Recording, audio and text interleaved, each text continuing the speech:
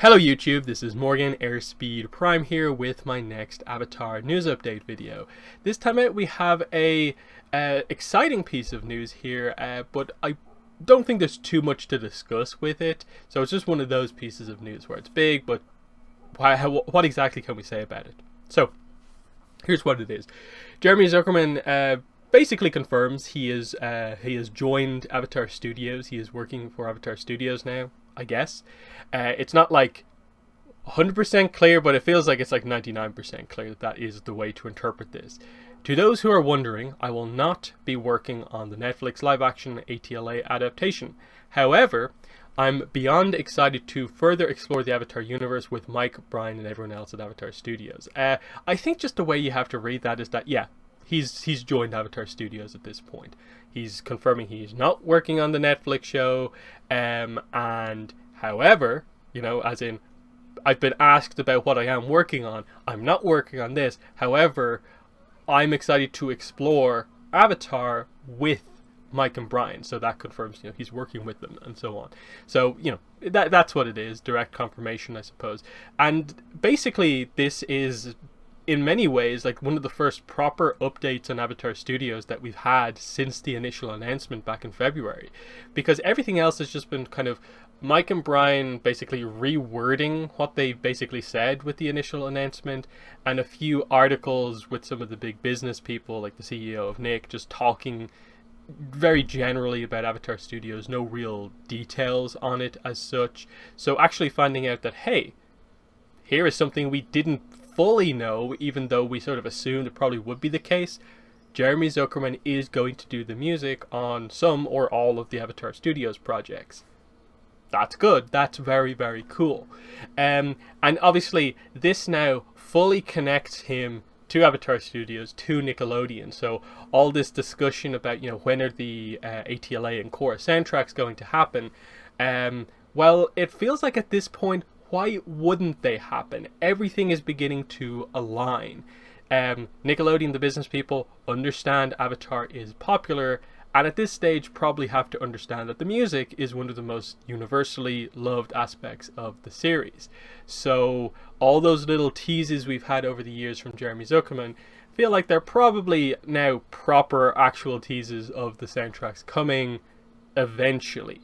That he's now going to be working on new music, and I'm guessing as we go on, he's probably just going to, you know, remaster, I suppose, some of those, you know, classic tracks, because if we're going to be having lots and lots of Avatar, you know, you have to have the sort of new modern version of the main Avatar theme, I suppose, and stuff like that. So I think this is just further confirmation that, you know, those soundtracks are going to happen eventually. We haven't heard full confirmation on that just yet, but it seems just inevitable at this stage. He is now basically working at Nickelodeon.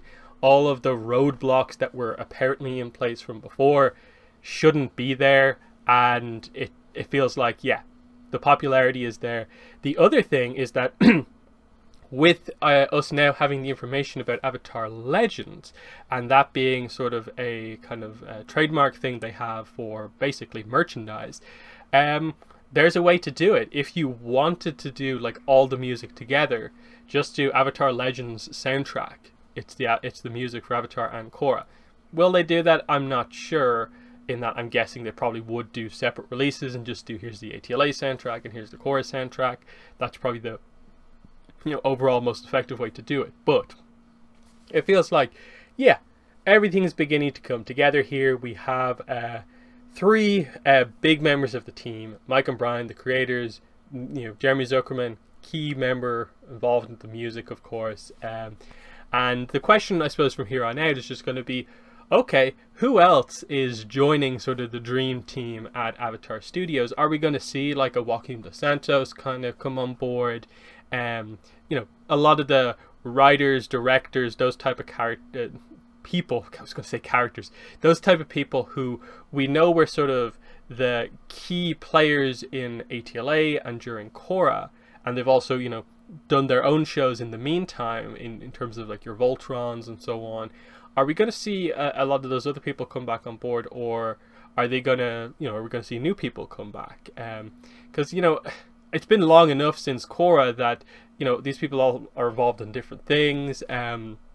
To the point where, like, yeah, you probably can't get this person or this person because they're off doing this, but maybe this group of people here you can bring back on board. So that's going to be key, because obviously the idea for Avatar Studios is that they're going to have multiple projects, basically, I suppose, on the go at once.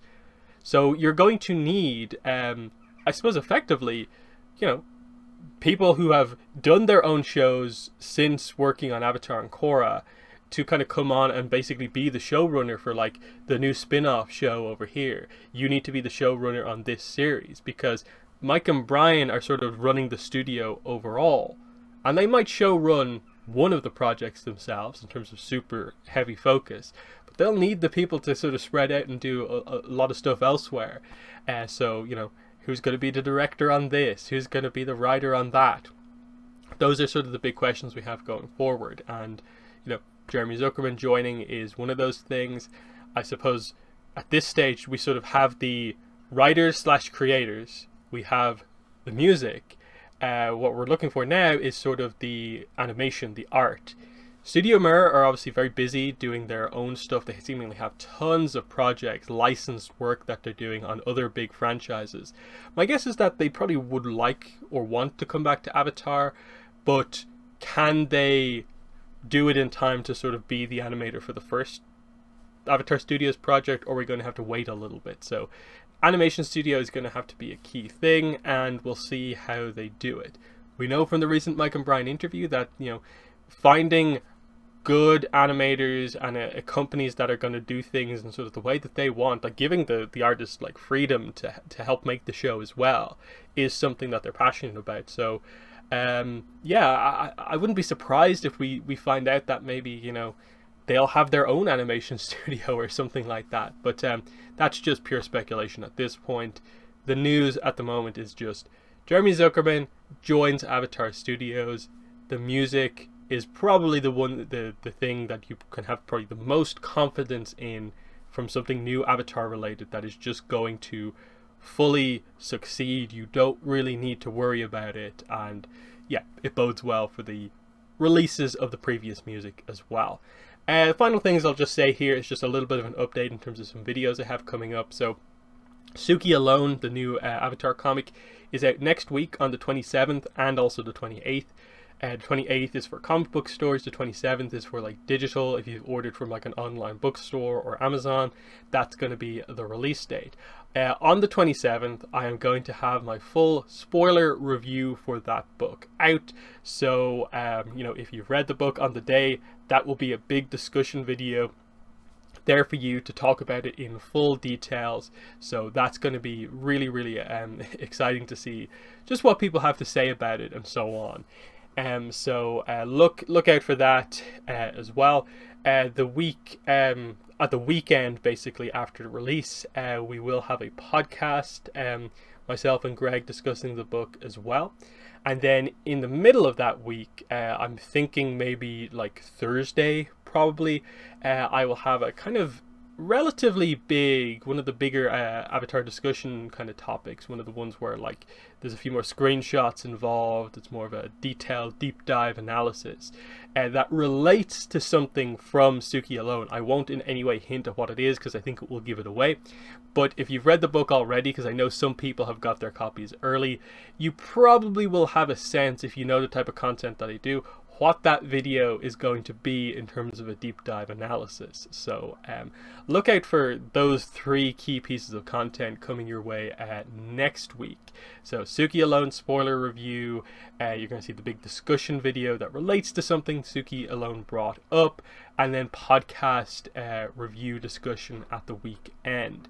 There will also be a podcast this weekend on Saturday, that will basically be a big news roundup. So it'll be myself and Greg discussing a lot of the stuff like the quick start guide for the RPG. Just there has actually been a lot of stuff in the last couple of weeks, so there's quite a bit to cover. So we're gonna get all the news out of the way so that the following podcast can be very much Suki Alone Focus, a book that definitely, in my mind, deserves the focus. So there's been the video. Thanks for watching, and bye.